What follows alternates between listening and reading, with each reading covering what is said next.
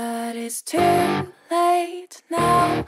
I remember you and me, and how careless we could be.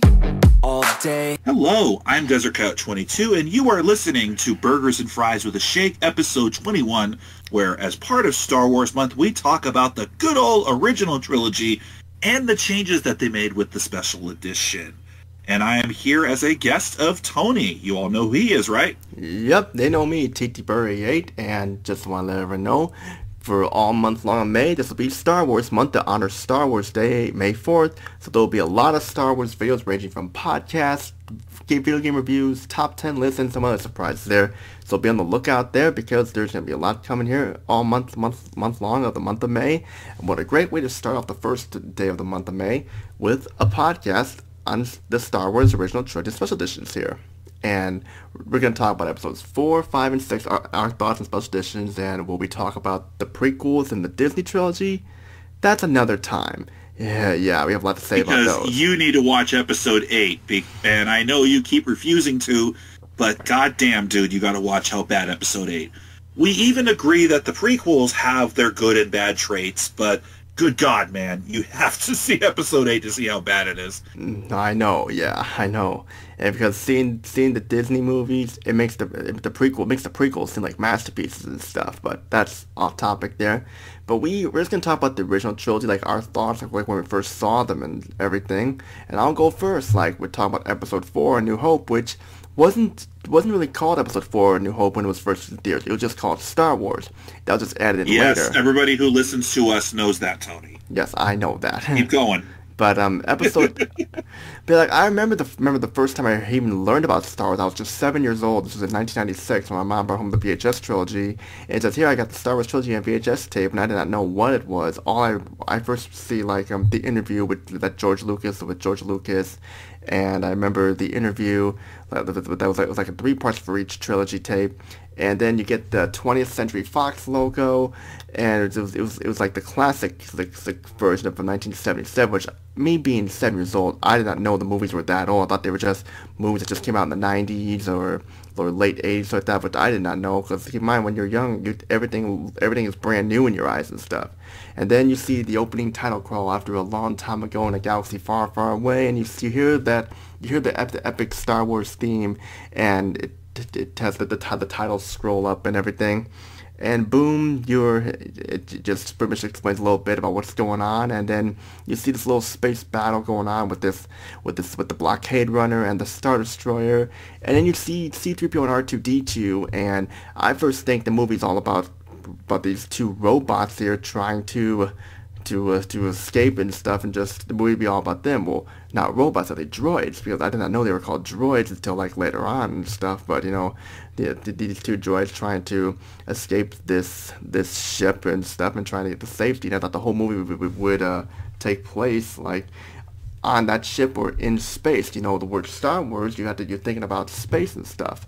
And then like when you see that this ship is attacked, then you realize that this is bigger than some two robots escaping this ship or so. And then you learn about Princess Leia, then you learn about Darth Vader, who, seeing him for the first time at the age of 7, it was pretty scary. Scary for the first time, because like, you know nothing about it. Me being age of 7, I just did not just seen this big ugly guy with his mask on and breathes weirdly.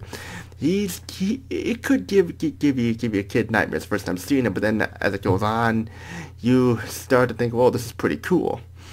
Anthony, how about you start us off with your thoughts on Episode 4, A New Hope, well, aka just Star Wars, when it first was released in theaters?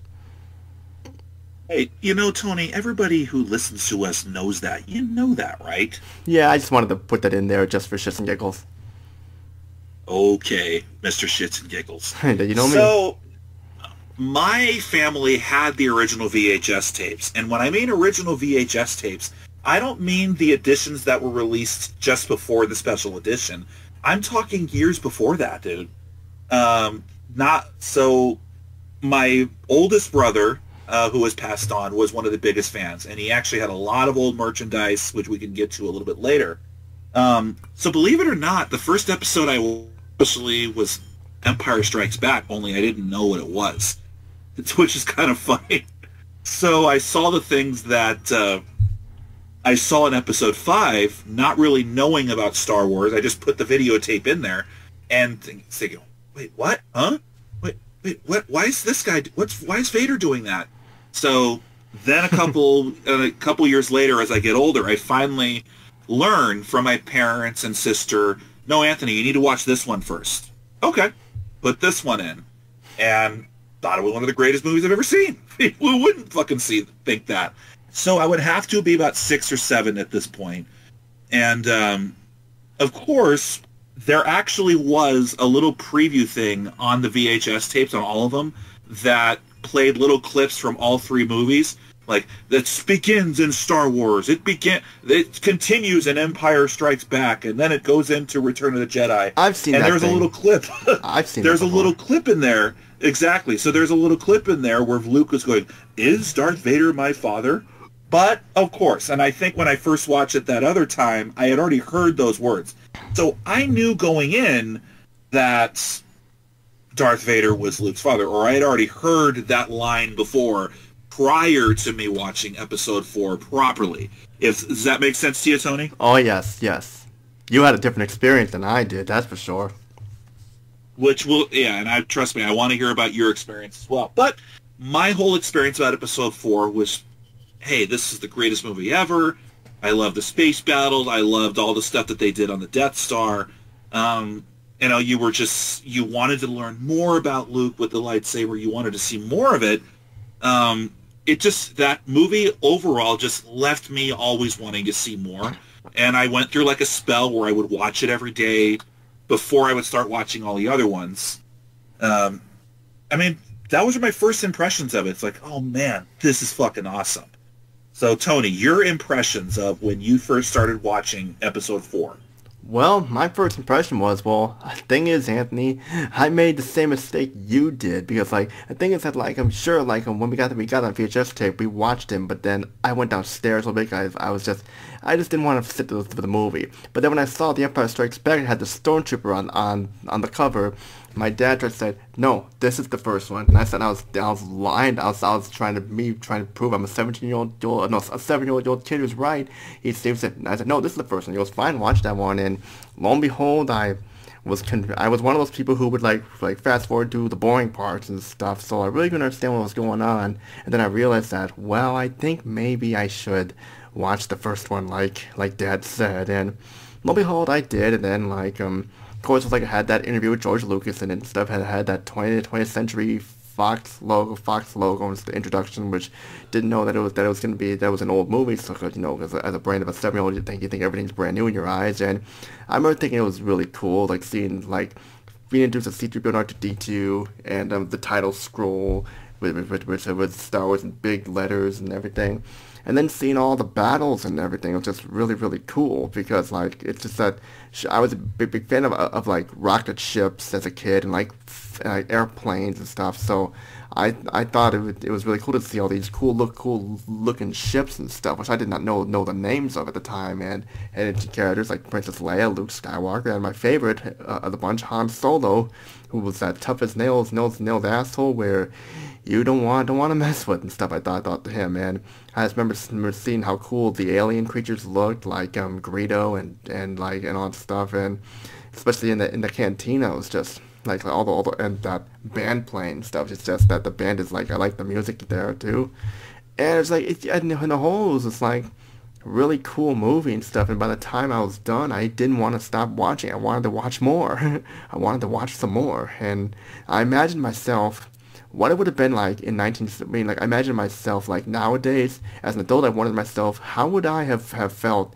being born in 1970s, being born in the 70s, watching the movie, liking it, and wanting a sequel and stuff. I wondered myself nowadays, how would I have thought of that, But absolutely.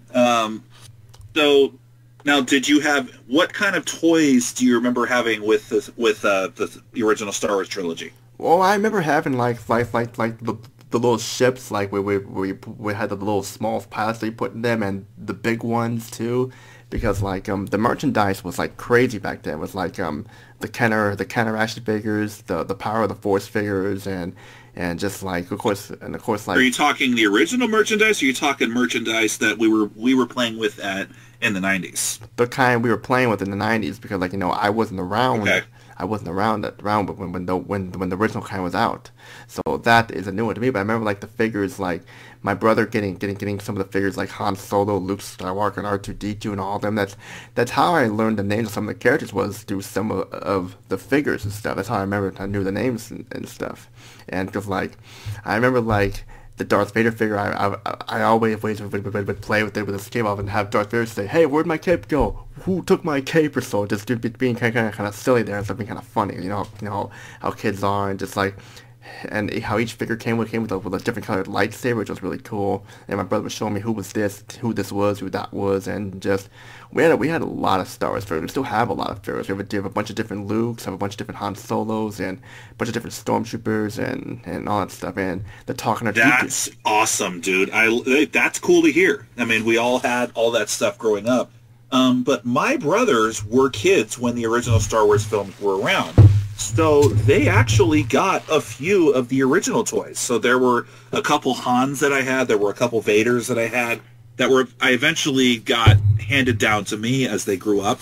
And the funny thing about the Darth Vader figure is that the lightsaber prop that came with it was something that you would just attach into this little slit or this hole in his hand. And they didn't have it anymore. So it actually was wide enough to where you can just put a toothpick in there.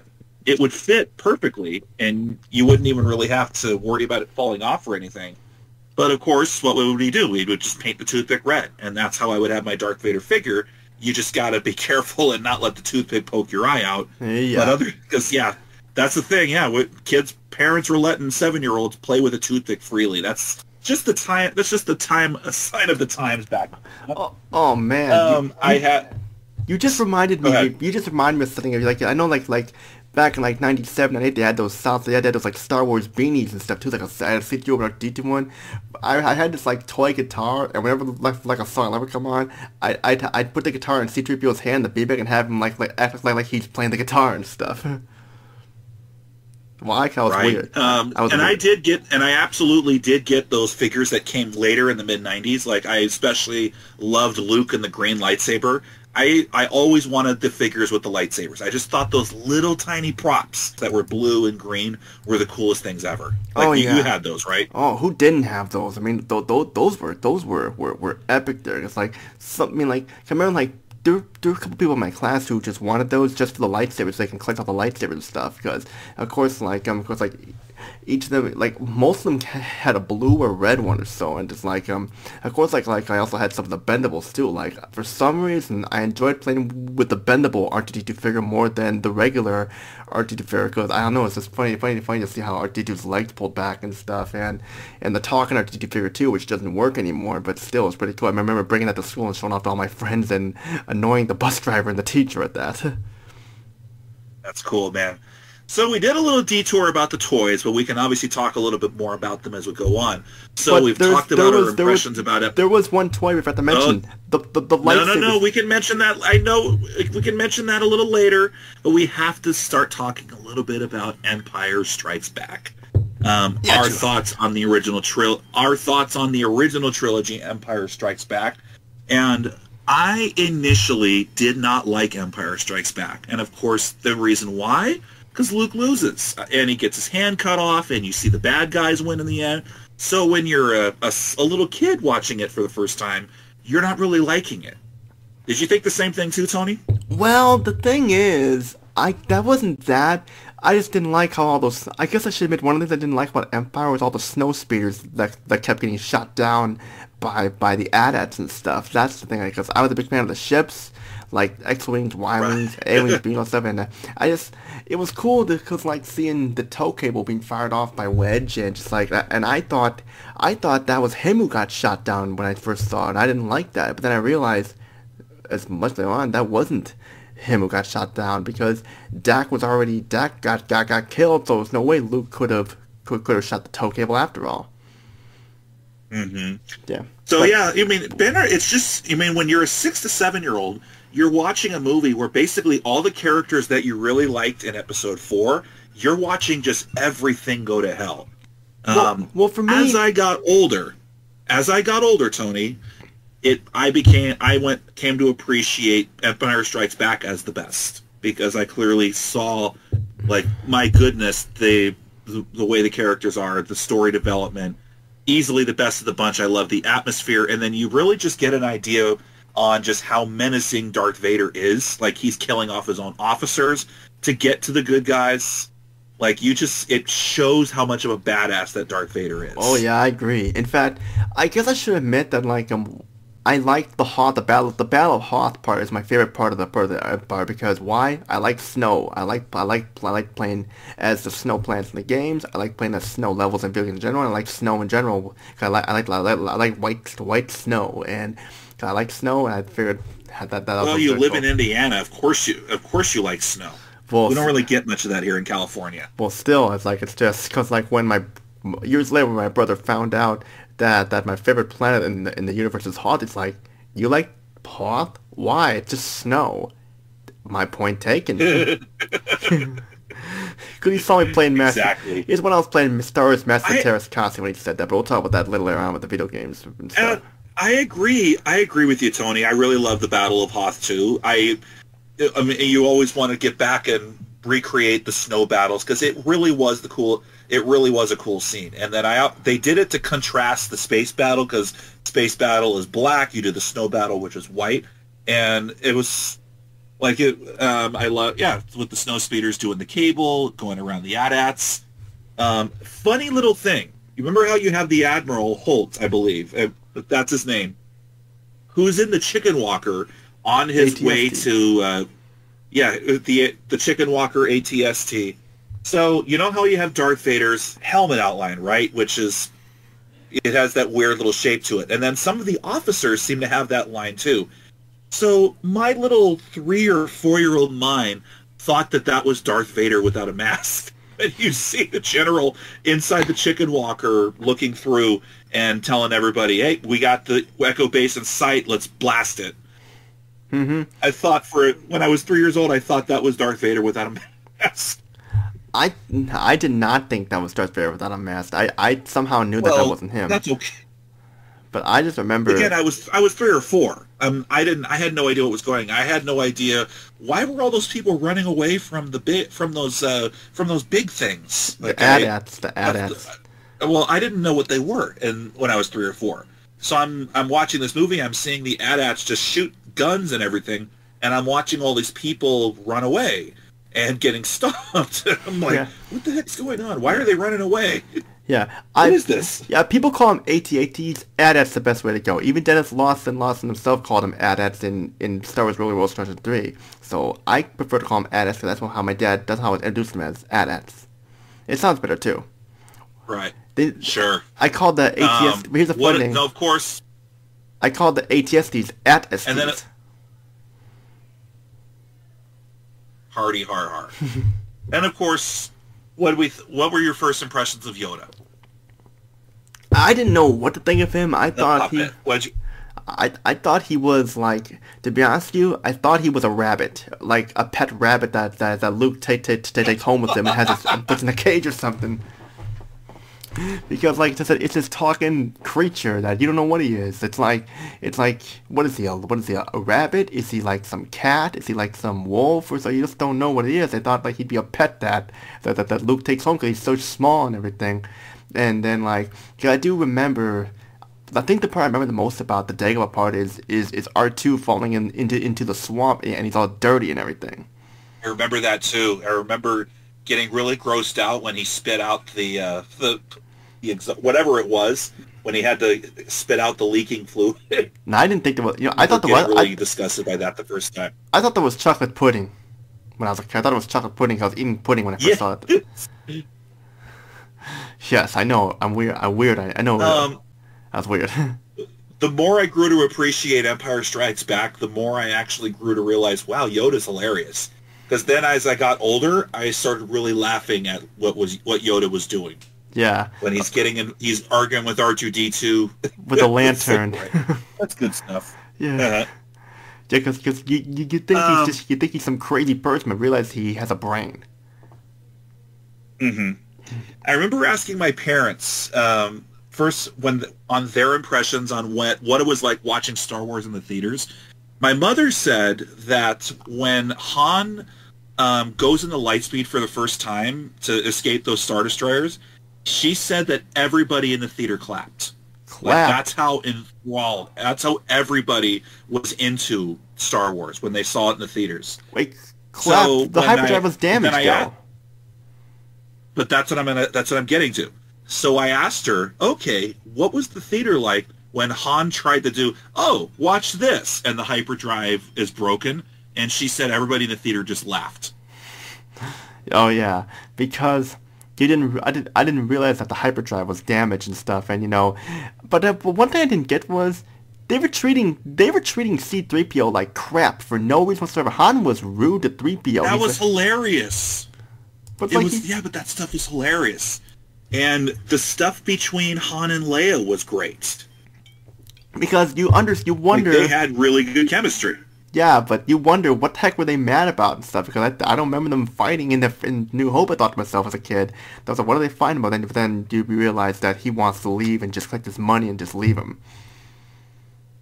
Right, and then speaking of collecting his money because a bounty hunter is after him, of course we know what happens at the end of Empire Strikes Back, and then of course it leads us into what Return of the Jedi is. So, yeah. Tony, let's talk about Return of the Jedi. And of course, when I saw that Luke's lightsaber was green, I remember being really excited because of course green was my favorite color. Mm-hmm. Yeah, we'll continue. First, and then as a kid, I used to think that Return of the Jedi was the best because everything you see Luke finally defeat Vader. The Emperor gets killed. You see the Battle of Endor, and we'll get to that part. But I have great memories when I was a little child, and of course, what does a parent often do when you have a bunch of kids in the living room to get them to settle down? What does a parent often do? Put a movie on. Boom. So my mother is like, hey, why don't we just all watch a movie? Hey, how about Star Wars? No, put on Return of the Jedi. Okay, Return of the Jedi. So me, myself, and probably 5 kids in the around the neighborhood inside our living room, during all of the battle scenes, we would just start roughhousing. It was amazing. And then we started getting... And then my mother had the idea to bring out all the action figures that I had. And we would start playing with the action figures during all the battle scenes. And then the slow scenes would happen. And then we would start watching the slow scenes again. And we would get uncomfortable with Vader. And then the action scenes would happen again. And we would go back to doing it again. And we didn't do this once, Tony, but we did this 3 times. 3 times? We cycled through Return of the Jedi 3 times that night. So it was an afternoon into nighttime. So yeah, and then I think we actually slipped in Empire Strikes Back in there as well. And then I remember asking the kids, you want to watch Empire again or you want to watch Return of the Jedi again? Return of the Jedi! So you watch Return of the Jedi one more time. And like I just, God, it was so long ago, but I just remember how much fun I had that evening just with all those kids and us pretending we were playing with the action figures as the movie was happening. It was great. That's the kind of thing that Star Wars did for us when we were kids, Tony. That's how special Star Wars was to us, in general. You can reenact the toys. Exactly. So, of course, we're still talking about Return of the Jedi. Tony, your thoughts on Return of the Jedi? Return of the Jedi is my favorite film of the series, hands down. Nothing will top it. I know people can disagree with me, but, I liked it. Even some of the slow parts. Of course you're wrong. Yeah, even some of the slow parts I like too. The slow parts are amazing. The storytelling, the atmosphere, it manages to get even darker and more uncomfortable than Empire. And then those fucking teddy bears have to show up. I liked them. I thought they were cute. When I was a kid, I liked them. But as I got older, it starts to lose me when they get on there. Well, so I have to really suspend myself in disbelief when I'm watching a bunch of teddy bears defeat the Empire.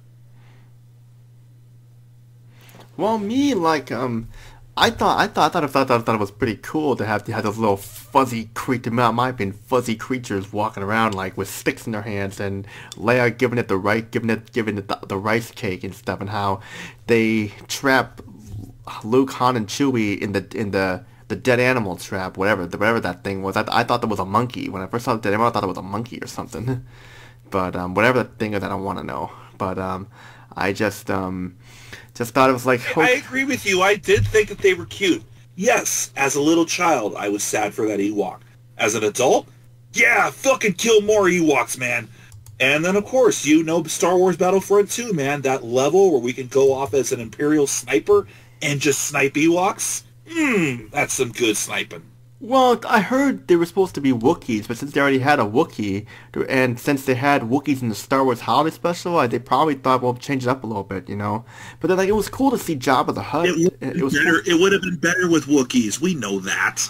And yes, it was cool to see Jabba. Keep going. Yeah, because we didn't know anything about Jabba the Hutt aside from, like, people talk about Lando and Han and Leia and Luke talking about him, so we didn't know about who he was. And then when you see him, it's like, it's pretty badass and stuff like that. And of course, like, return the Tatooine, the Sarlacc pit and all that stuff, and seeing Yoda again, but sadly he dies and stuff, which is sad and stuff like that. But then again, it kind of rested really well because Luke did all his training and stuff that he needed, so there was no point to keep him around. And, you know, learning that Luke and Leia are sisters, that was a big like, whoa, I did not expect that to happen. First we learned that Darth Vader is Luke's father, then we find out that Luke and Leia are brother and sister.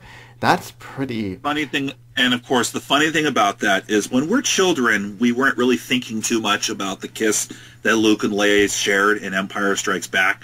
But then when you're an adult, and of course people always want to go back to that kiss in Empire Strikes Back, you realize how uncomfortable you get.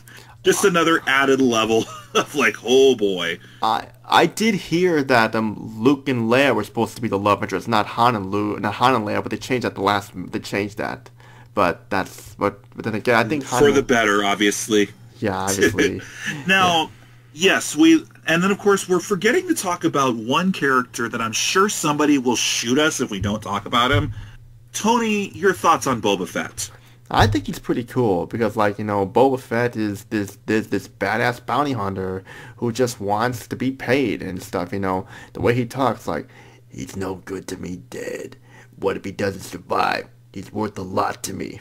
And he doesn't. He's a badass. Don't take shit from anybody. So we can both agree that he basically just kind of goes out like a little bitch in return because he's built up so well in Empire, and then he's not even part of the fight in Return of the Jedi. He just goes out in a comedic way. Surprisingly, how did he survive? Because, you know... that's where they get into the Mandalorian bullshit. I haven't watched The Mandalorian. I know I will maybe one day. People tell me it's amazing. The Last Jedi is really the one that has killed Star Wars for me. But yeah, we'll talk about that another time, yeah. But, yeah, because, like, Boba Fett was cool, because I liked his name, Boba Fett.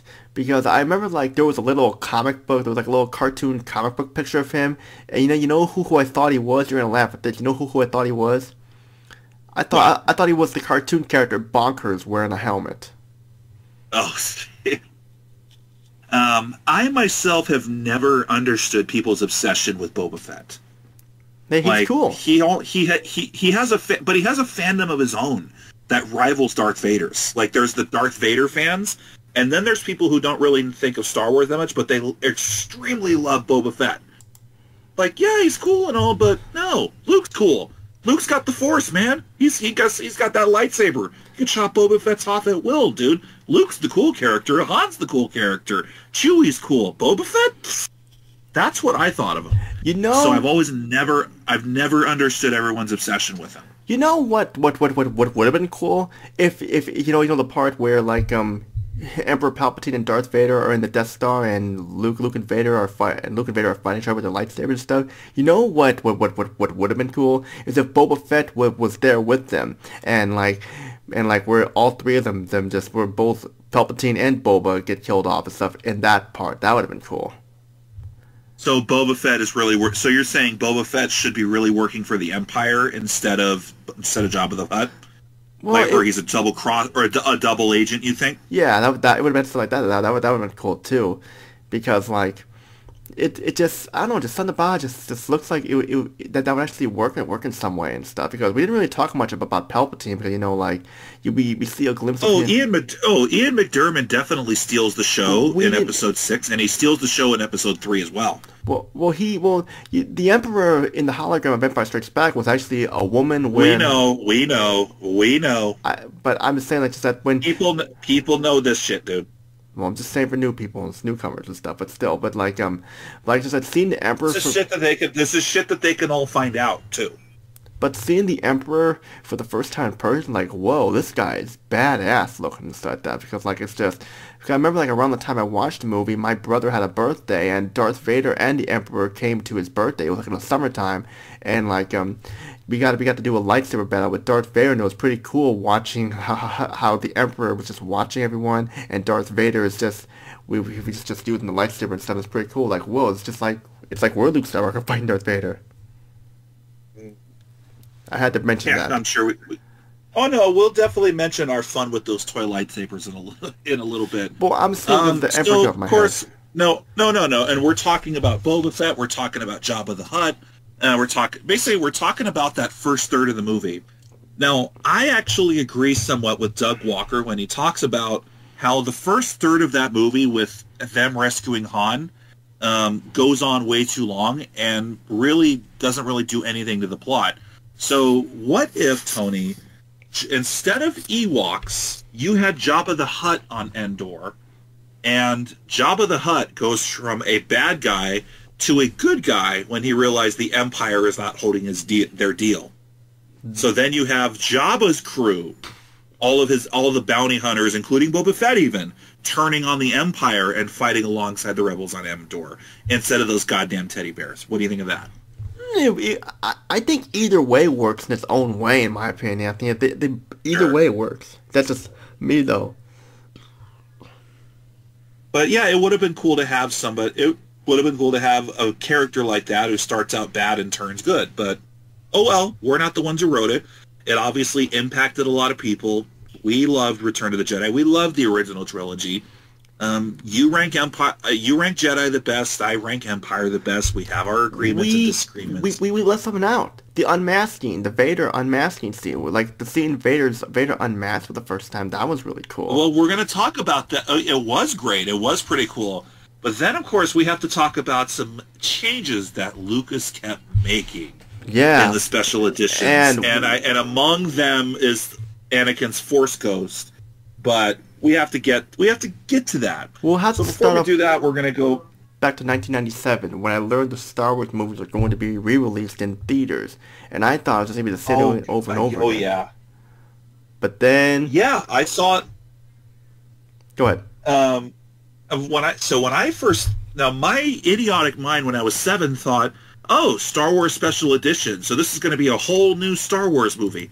I didn't realize they were just going to release all 3 movies. I thought it was just going to be a one-and-done Star Wars movie that we were going to see in the theaters. So then I find out that, oh, it's Episode 4. Wait, we're not doing any of the other stuff today? So I remember thinking, getting a little disappointed, but then realizing, hey, it's fucking Star Wars in the theaters. Why am I complaining? Well, you noticed the changes very, very quickly. Okay, so what changes did you notice very, very quickly? Well, these are some little ones, but still I found them annoying. Like the little camera pan of R2-D2 roaming in the desert before he gets electrocuted. The new camera of like the sand crawler, which was fine the way it was. You gotta go over the big ones, dude. We don't need to go over the small ones. Well, I'm just saying there, because like a lot of every change kind of affected me. That's why. But I'll respect your wishes and get to the big ones.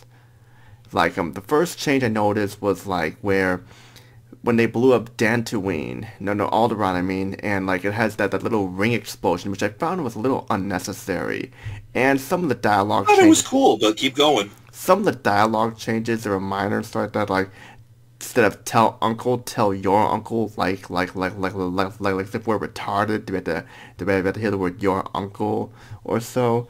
And of course, like I actually when it came to those big ring explosions, I actually, being a 6-year-old or 7-year-old, no, this is 97, so 8, or 9 or whatever, I actually was sold on going to see Star Wars because of those ringed explosions, because I thought, oh man, they're going to make the explosions look more epic.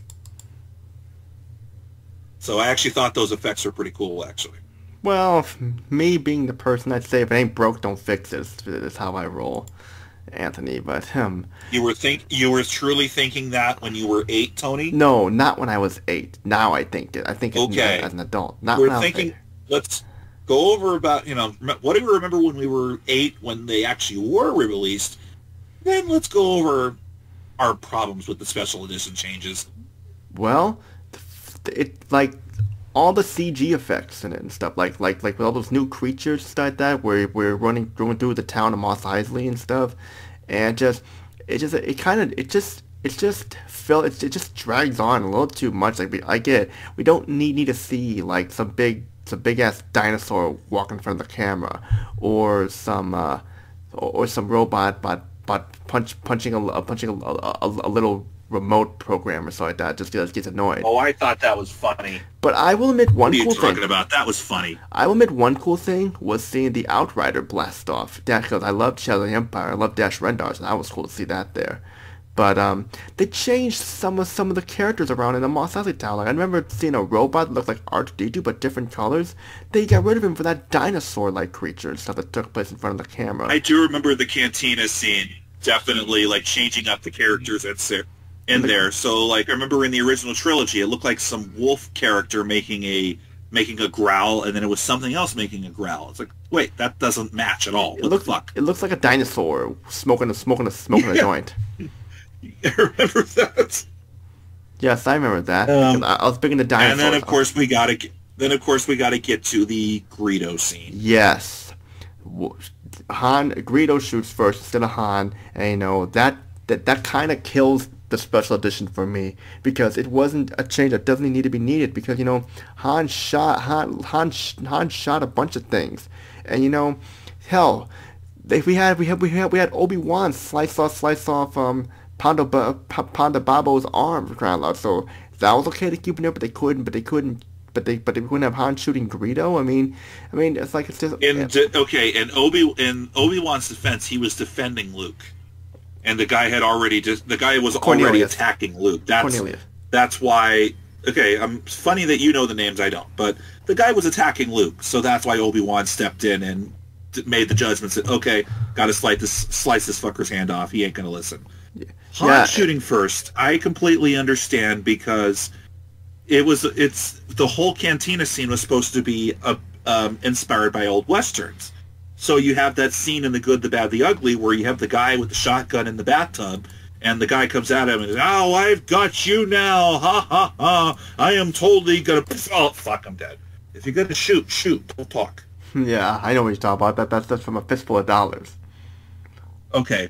Than A Fistful of Dollars. Yeah, you have to shoot, don't talk. Yeah, because but then again, Ponda Babo. I stand corrected. Yes, then again, Ponda Babo and Cornelius were drunk and stuff. That's what I heard. But Greedo wasn't. Greedo was just like Han felt threatened, so he had every reason to shoot. But then again, when you see Greedo shoot, how he misses at point blank, and Han's neck. God.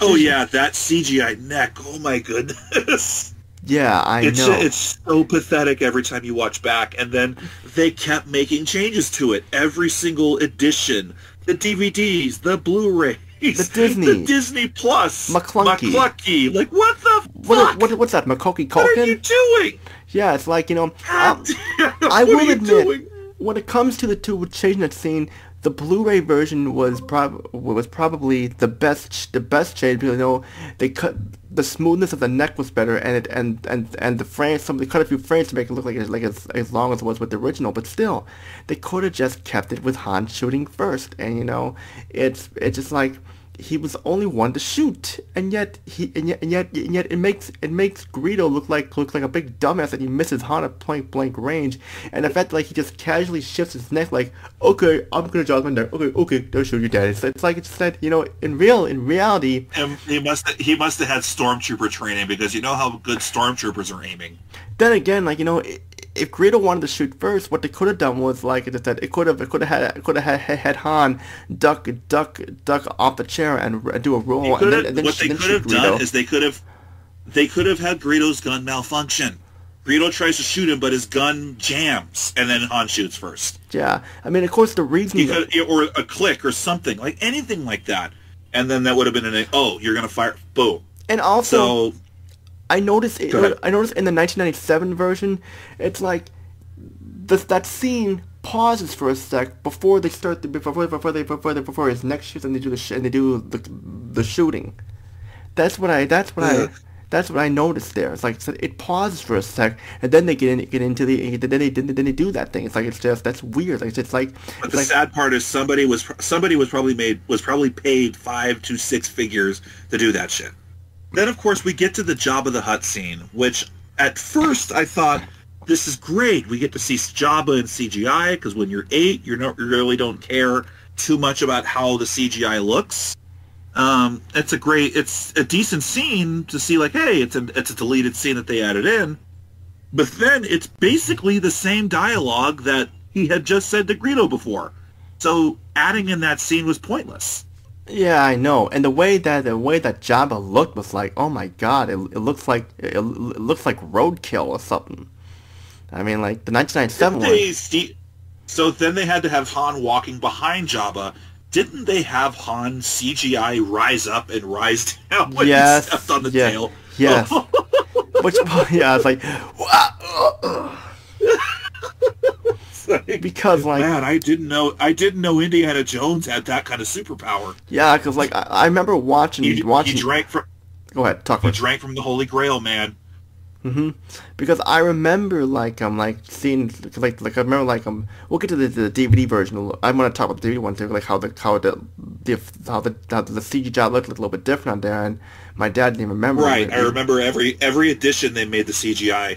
They said, "Oh, we're trying to make the CGI look more realistic and get the color corrected and all that shit," but it still looked like a pointless scene that really didn't need to be added in. Tell me about it, yeah.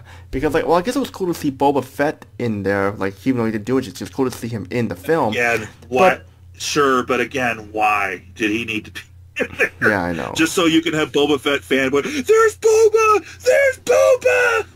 My fan fiction's complete! There's Boba! Yeah, I know. And in fact, like, there was also some unnecessary changes there, like showing more shots of the Millennium Falcon taking off. I guess that was a little, while it's cool to see, it's a little unnecessary, if you ask me. It's a little unnecessary. And of course, like... But those are minor.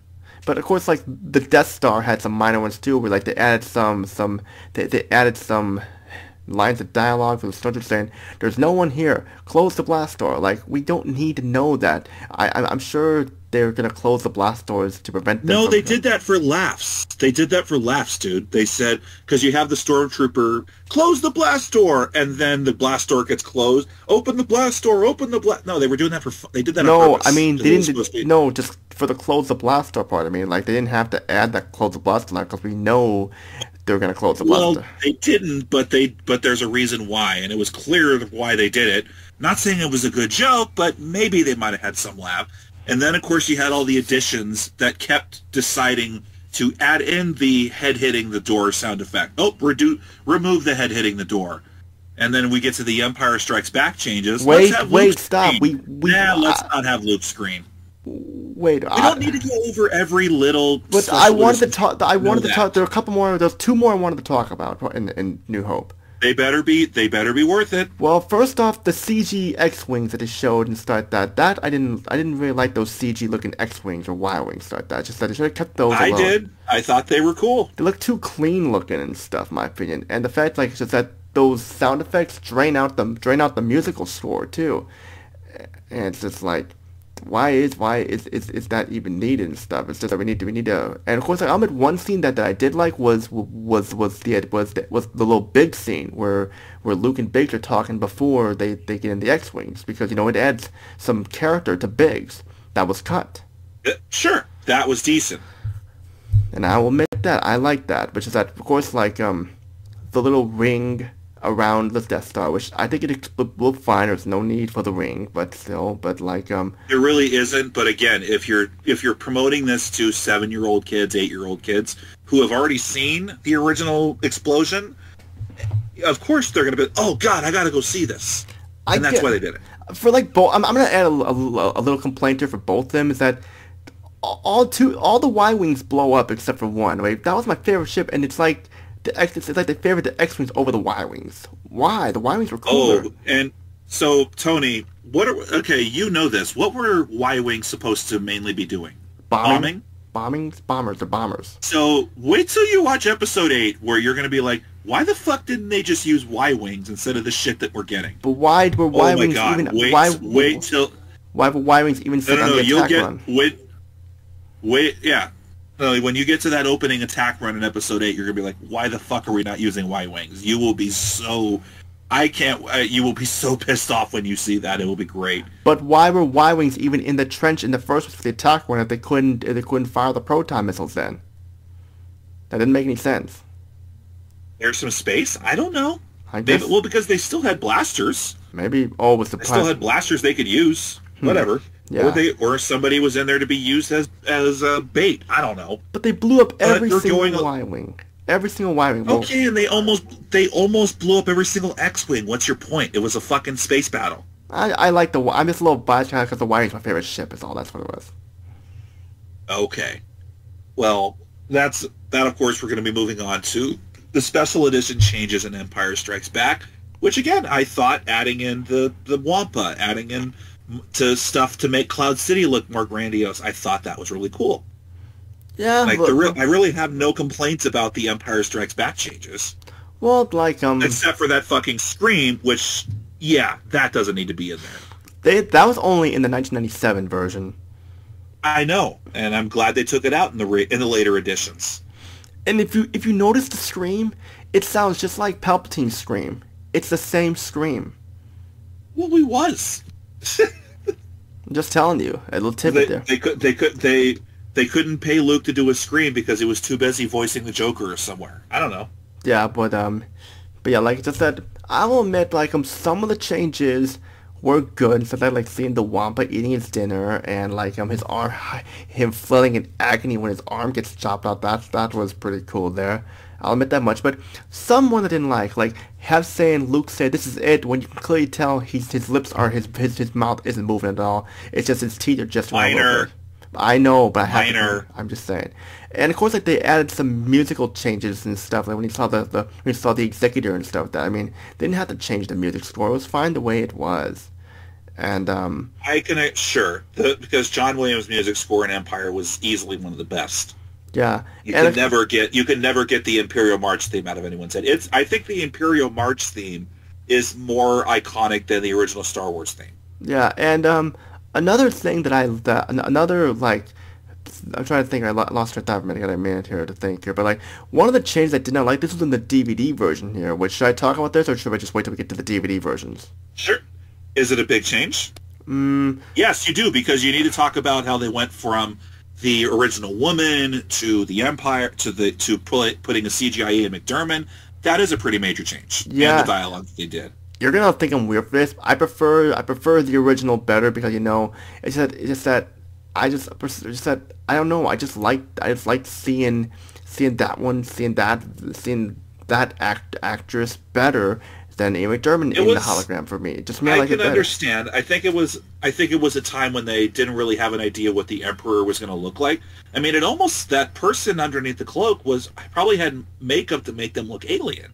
Yeah. Like, I remember thinking, man, what's with those eyes? So yeah, it was pretty cool. But I honestly disagree with you there. I think for continuity's sake, with most kids now having all of them at once, it is definitely the right idea to have Ian McDermott in there in a little cameo.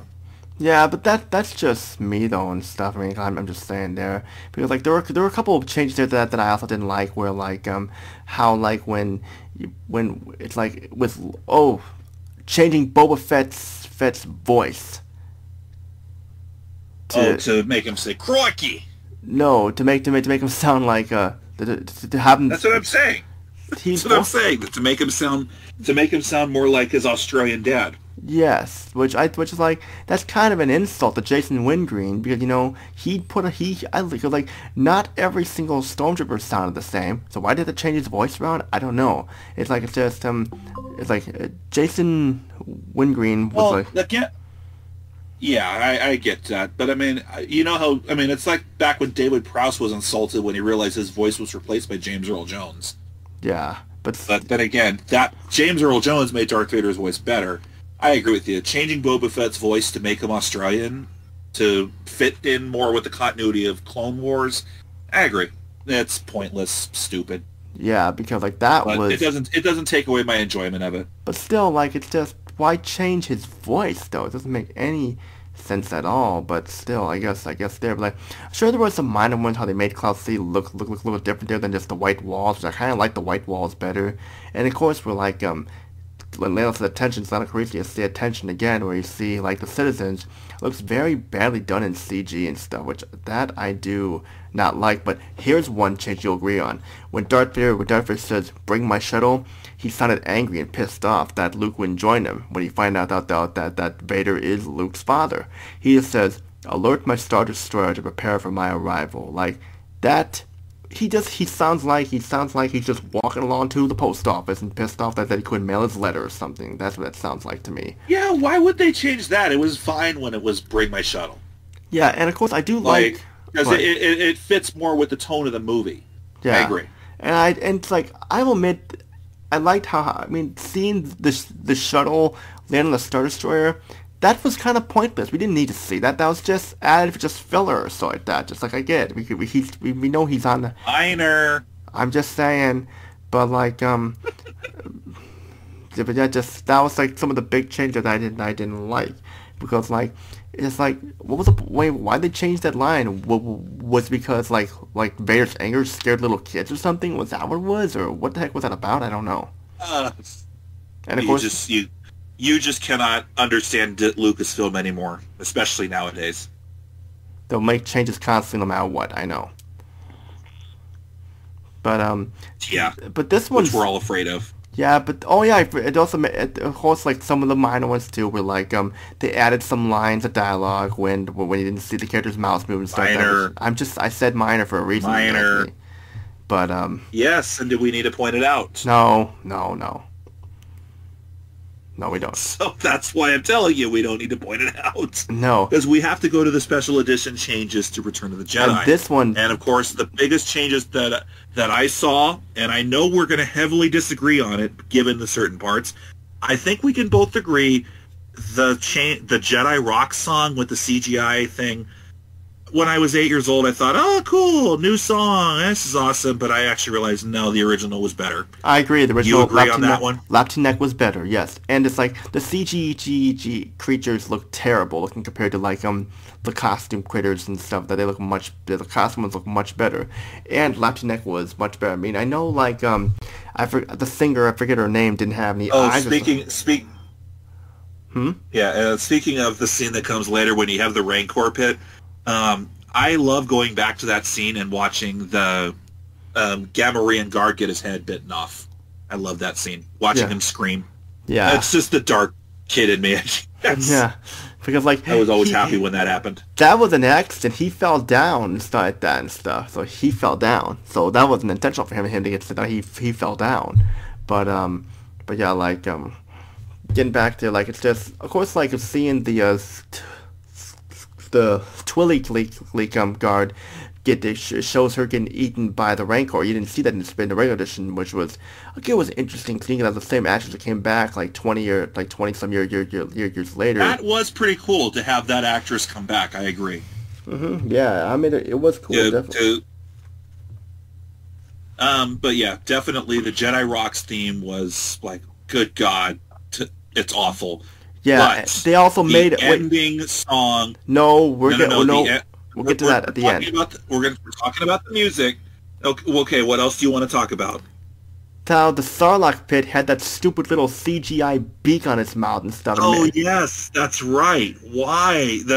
And again, I thought the beak was cool initially, and then I realized it really doesn't need it. It doesn't. I mean, it came off as threatening in the original, but with that beak on, make that squeak noise, it comes off as hilarious. Where like it's just that stupid. And it's a CGI beak. That's the problem. Like, if they made it an animatronic beak or something, like something to make it look like it was actually there, or that could actually swallow the people that were getting thrown into the pit, that's something. But yeah, you're right. It was better the way it was. And another, I know this is minor, but to me, this change is major. They changed the line for Han Solo saying, "Alright, trust me, too. Alright, I can see a lot better." You can see his mouth still moving too. It's alright, trust me. So what was the point of changing that? It was pointless and stuff. And the funny thing is, I always thought that both of those lines were said in the movie.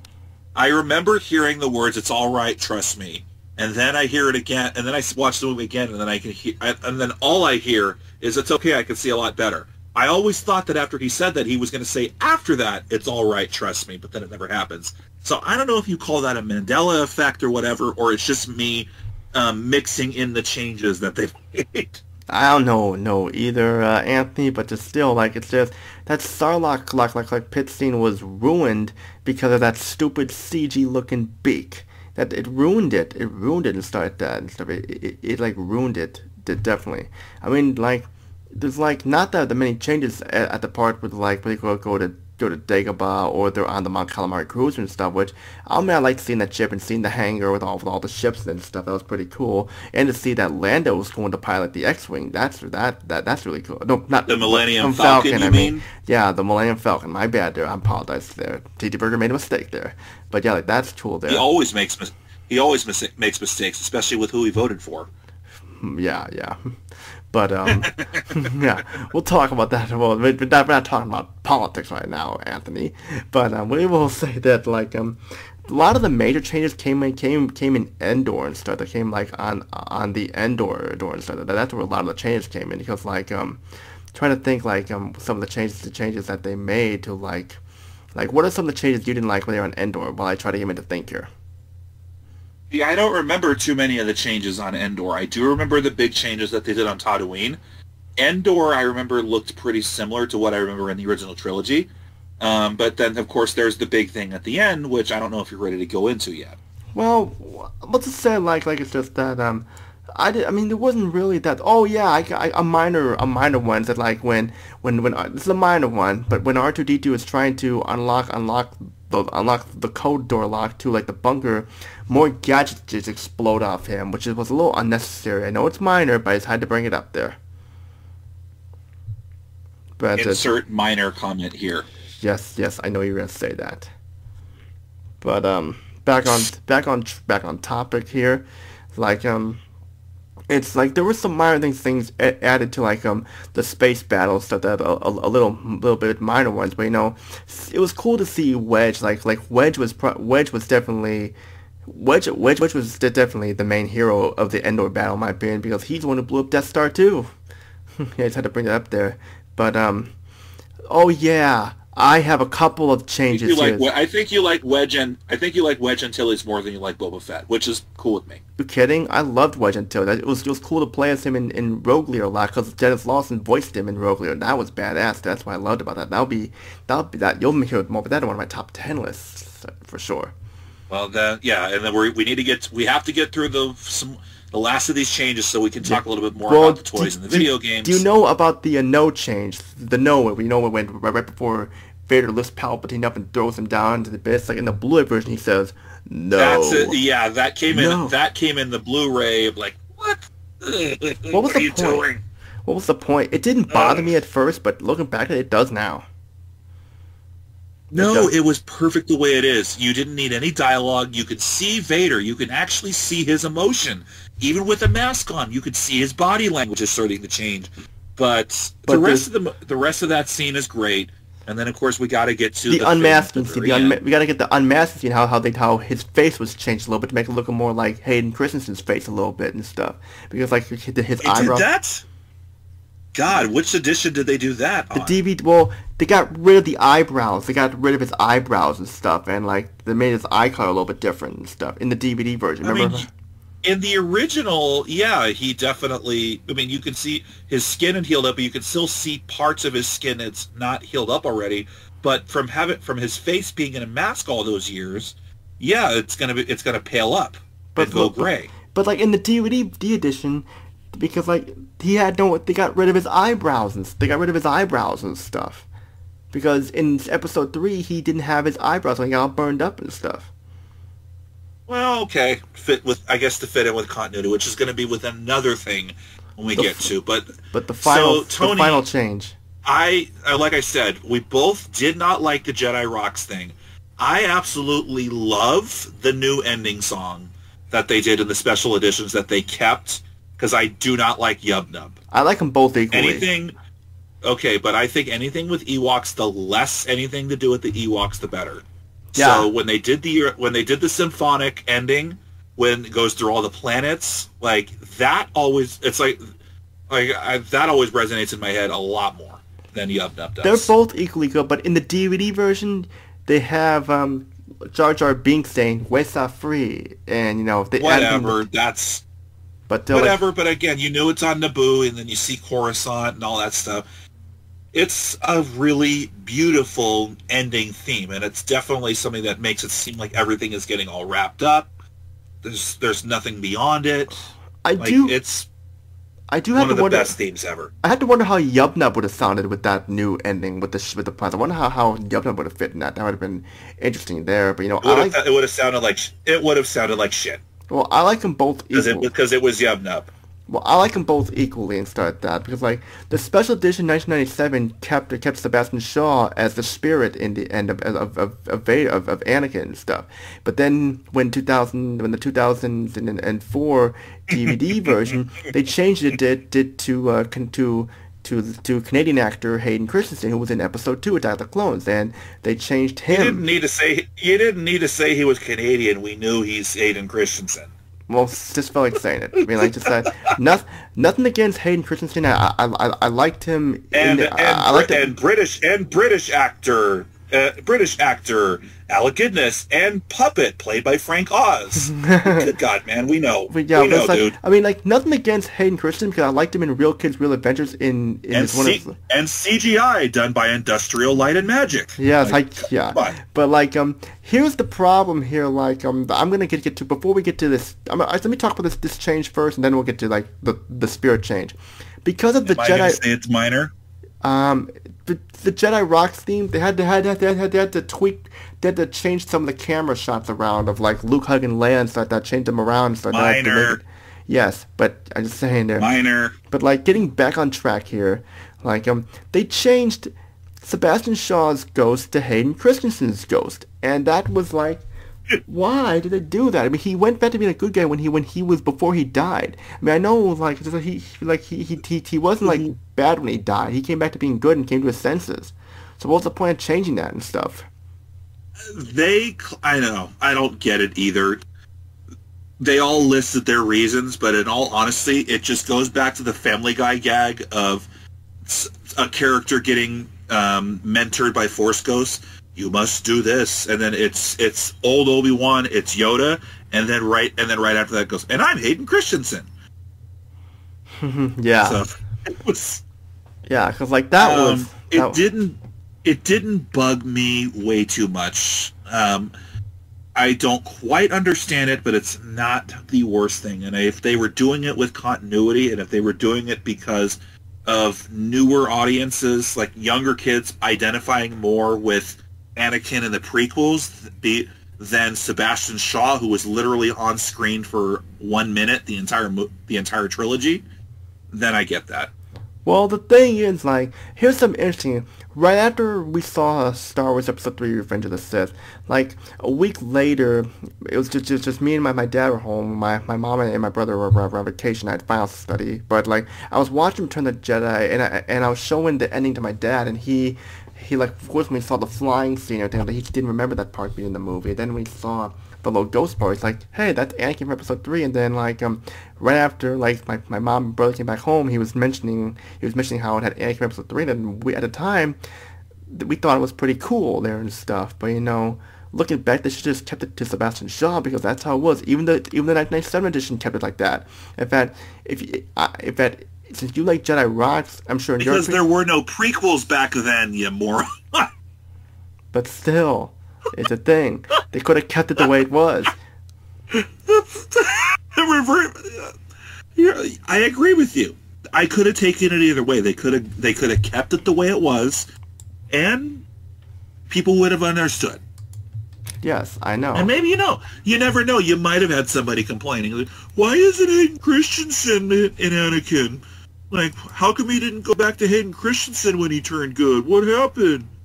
Like, duh, he aged 30 years, you morons. Yeah. In fact, like, it's like, that was like, wow. I mean, like, Return of the Jedi suffered the worst from that and stuff. Suffered the worst for the changes.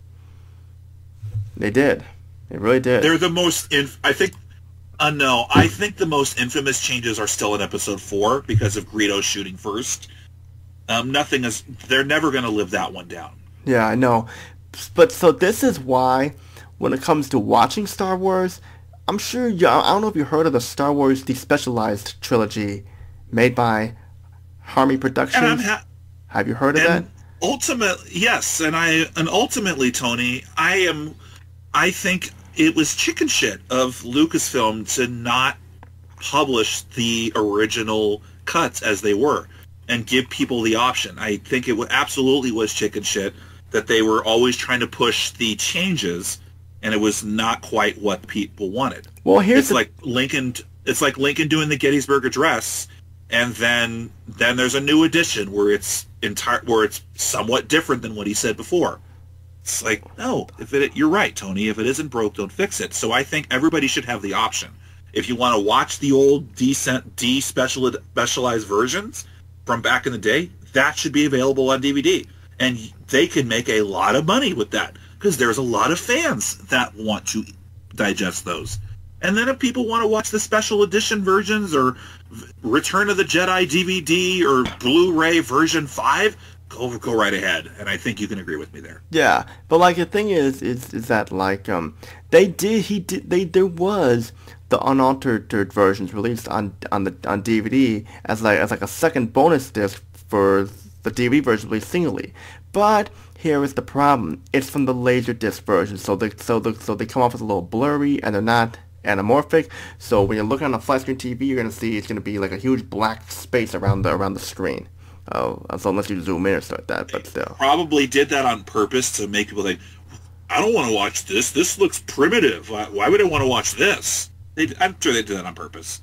Probably so. That's why Harmy Productions released the Star Wars Despecialized Trilogy, and I watched those, because like I got them on Blu-ray and stuff like that, and those are the best ways to watch them. And I'll never watch the retail versions ever again when I got the Harmy editions and stuff. And it's like, only problem is that like with that version, that's that some of the subtitles are delayed by 1 or 2 words, but that's like a minor nitpick there. But still, it's like the colors look great on the Harmy Specialized version. The colors look great. There's not a lot of blue around them and stuff, and they look like how they should have looked like when they were out on DVD and Blu-ray. And it was very impressive that he was able to do that and stuff because I give props to Harmy Productions there because to this day he's still making changes to the original trilogy and stuff like that and stuff, and making them even better and better to this day. So props to him for that, definitely. Well, good for him, and maybe if I ever decide I need to have a DVD collection, Blu-ray. I should do it. But Blu-ray. Since or Blu-ray, whatever, and that's the thing is everything is now pretty much on streaming libraries. It's hard to maintain, especially because when you get new laptops that don't have a DVD player on there or Blu-ray, like you need to get a PlayStation 5 that has a Blu-ray player. You need to get an Xbox or whatever, whatever. Yeah, but like I still collect. I prefer physical copies of movies and stuff. I'm like that. I'm weird. And I don't think that's weird at all. I love physical copies of metal albums that I have. It's great.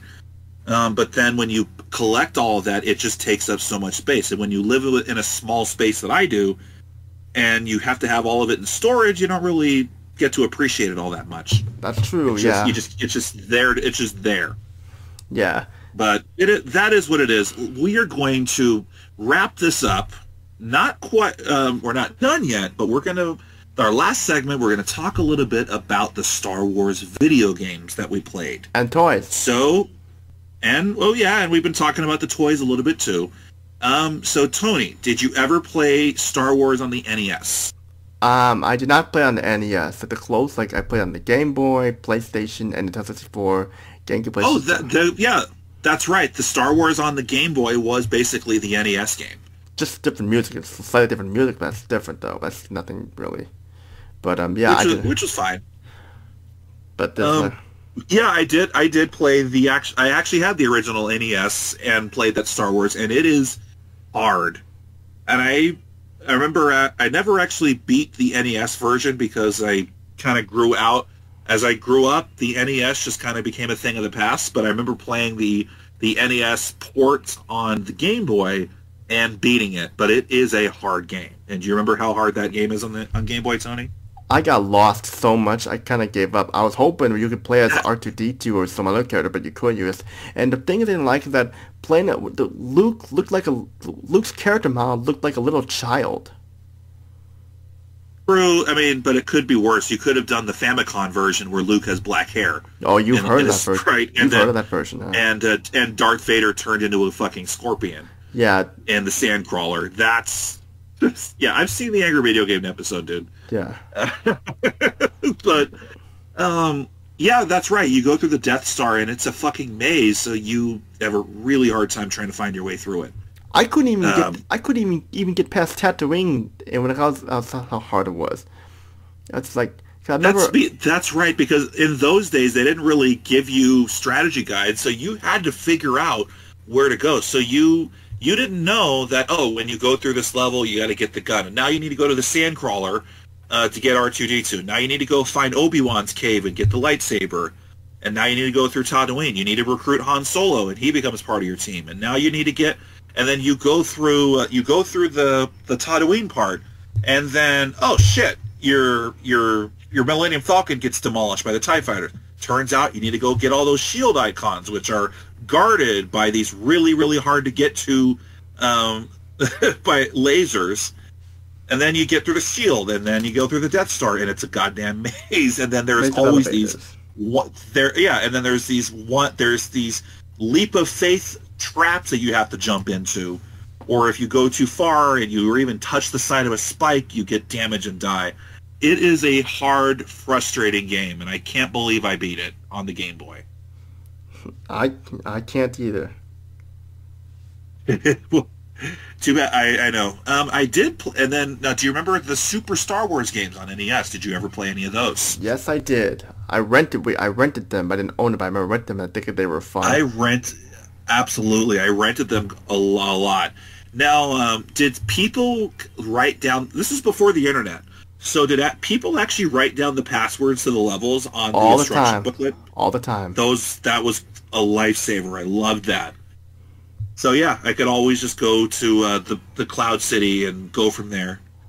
But I would agree, because there was no password protection on Super Star Wars, but there was on Empire and Return. Yep. Super Star Wars, all three of them, they were just really, really hard, frustrating games. Yeah, but even on the easiest setting, you just...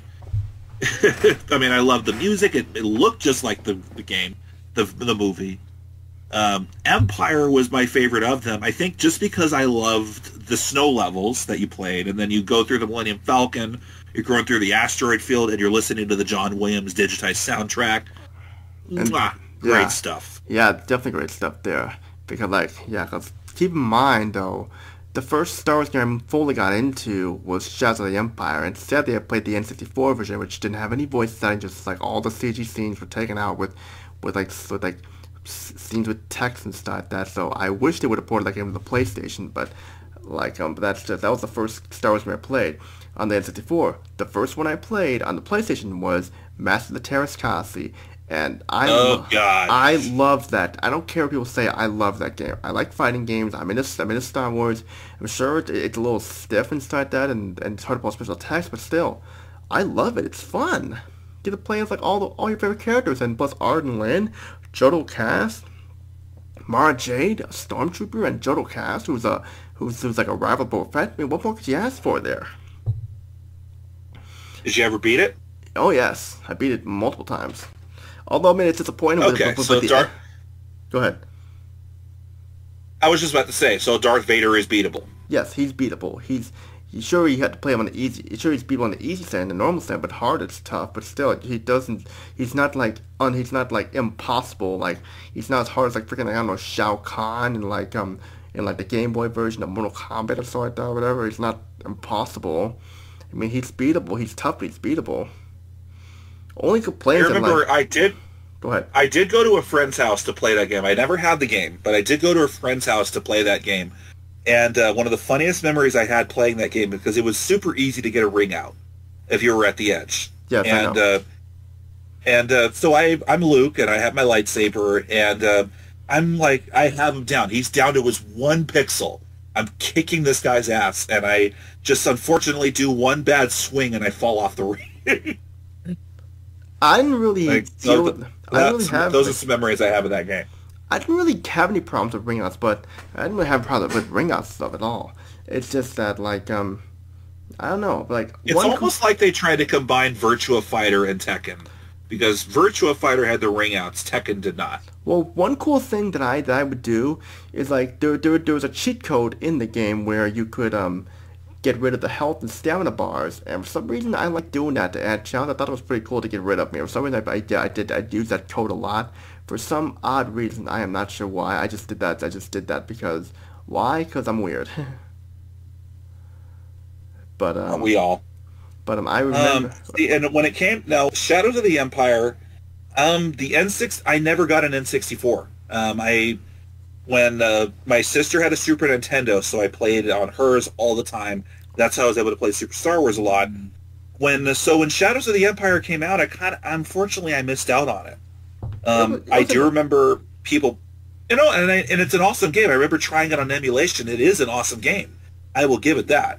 It literally, like because the first level is Hoth, and it made you feel like you were in the Battle of Hoth.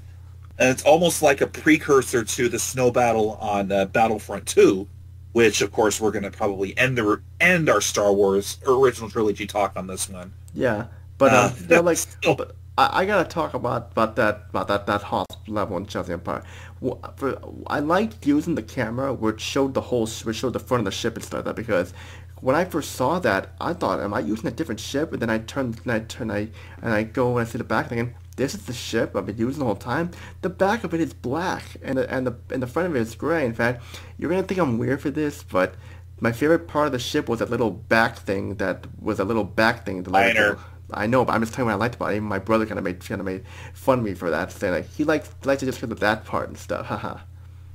Gotcha. But and of course, like playing Stash Rendar was cool, and seeing Lebo and seeing IG-88 was cool too. In that game. I did go to a friend's house, and he basically played through the entire game in front of me. So I do have little memories of Shadows of the Empire, but unfortunately, in terms of me getting immersed in that game, I missed out on it when it came out. I think the best Star Wars game on Nintendo 64 was Rogue Squadron. You could nothing because that was a flight combat battle game with the Star Wars ships and stuff. That was cool. We had to play as X-Wings, A-Wings, Y-Wings. You had to play as them as this new ship called the V-Wing, and it had rapid fire boosters, but it had very little shields and had no shields and just very little armor and stuff. And like that was pretty cool there, because in the V-Wing level you play as Wedge Antilles, but for the most of the game you play as Luke throughout all the levels, and of course you get to play you could have some bonus levels there too, and like that was cool. But I have one complaint about that game. You play as the X-Wing in too many levels. It's almost like the X-Wing is a ship for kids, because you play as the X-Wing in like way more than half the levels. Like here, I'll count them off here right now. Like there's like you got the first 2 levels, and then like you have. Oh no! I'm playing as the ship that's iconic with Star Wars. that's more that not a lot of that everybody knows about, and I'm playing as Luke Skywalker. Oh no, what a nightmare! Well, they give you all these ships to play as, and you're playing as the X-wing is the most and stuff like that. It's like 8 or 9 levels have the X-wing, only 2 levels have the A-wing, 3 have the Snowspeeder, 2 have the Y-wing, and only 1 has the B-wing. No, it's the same thing with Super Star Wars, dude. Most of the levels you're playing as Luke Skywalker, and then there's a few levels where you can play as Han, Chewie, or Leia. I'm talking about ship-wise. I'm talking about ship-wise, not character-wise. But still, it's the same argument. It's like, dude, it's that. I get what you're saying, but I guess that's how they want. I guess that's what they figured more people would want to play as, and how they designed the game. But I mean, yeah, being able to fly around in other ships, that sounds pretty fucking awesome. I get that. Yeah, because that's just me though and stuff, and because it is you. That was actually one of the very first games where I learned about subtitles too. That was the second game I learned about subtitles. The first one being South Park, the second one. Much to my chagrin, because you always want to point out subtitles and everything. Of course, definitely. That subtitle, that grammar isn't correct. Or the subtitle is delayed. Well, or this and that. Well, I know I'm the subtitle maniac. I know I know that. Yeah. But subtitle OCD. That's your new username. Very fun. I'm OCD subtitle. Yeah, because I remember I also played Star Wars Dark Force and Star Wars Dark Forces, which was pretty cool playing as someone on the Imperial side. It was a first-person shooter and stuff, which was actually pretty interesting there and stuff like that. I mean, it's the first time. I didn't know it was part of the Jedi Knight series. So. I remember it. Remember Tiger Electronics? Oh, who doesn't? Oh, so I begged my mother, hey, looks like there's this Tiger Electronic game where it looks like it's a first-person shooter. It's shaped like Darth Vader's head. Oh yeah, but that's the thing. It had a Darth Vader. It had like a Darth Vader figure, but I remember thinking, "Oh, sweet! I get to shoot down TIE fighters with this thing." Oh, and then it turns out I look at the instruction booklet, and I'm the Empire. Oh shit! I'm playing as Darth Vader, so I remember getting a little bit disappointed that I'm shooting down X-wings and shooting down the Millennium Falcon as Darth Vader.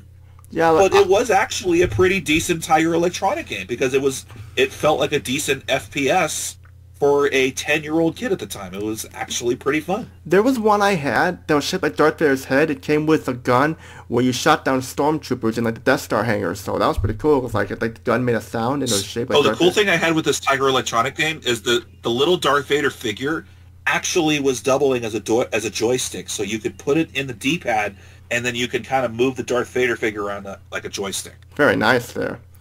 Yeah, cause that actually it was actually a pretty. I mean, for all of the slack that Tiger Electronics gets, it actually was a pretty cool toy. Oh, I believe it. Yes, I believe it. Another Star Wars game that I liked was Star Wars Rebel Assault 2: The Hidden Empire. We play as Rookie 1. It pretty much has those full motion video scenes and stuff like that and stuff, which I was a big fan of back in the day. And I remember they had a lot of people didn't like that game. They prefer Rogue Squadron more, but this game has its stuff. You start off the first level as a B-wing, and then you crash land, and then you're doing some third-person shooting scenes, and then you be a Y-wing, and you have the turrets of an X-wing or so like that. Although it is weird that you don't go to Battle of Hoth and you hear the Hoth theme in this asteroid level, which is a little weird there and stuff, and some of the acting is not very good. I'm just telling you, some of the acting is not very good, but still, I like Rebel Assault to the Hidden Empire. I know you probably never played that game, but you'll see that in one of the game reviews there. And sure, and we could talk more. You could talk definitely more about it in that game review. Yeah, but obviously we need to go a little bit more into. Is there another game? Yeah, Star Wars Demolition, the Star Wars Twisted Metal clone on the PlayStation.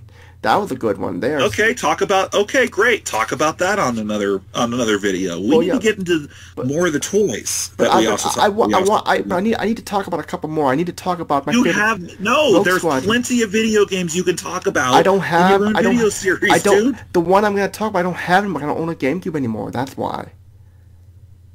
Emulation, bro. I don't do emulators and stuff, but I just want to talk about this one. You should. I just want to talk about this one, but these two very quickly, and then we'll talk about the toys. I promise. I want to talk about Rogue Leader, Rogue Squadron 2, because that was my favorite Rogue Squadron game, because it it was made in 10 months, and it was a good showcase for the GameCube, and it actually had Des Lawson, who voiced Wedge Antilles, who plays Wedge in the movies, voiced him in the game. You play as Wedge throughout most of the game. Oh, there's your Wedge boner then. You're only Luke in 2.5 levels, because in Battle of the Hoth, Luke is shut down, and you take control of Wedge.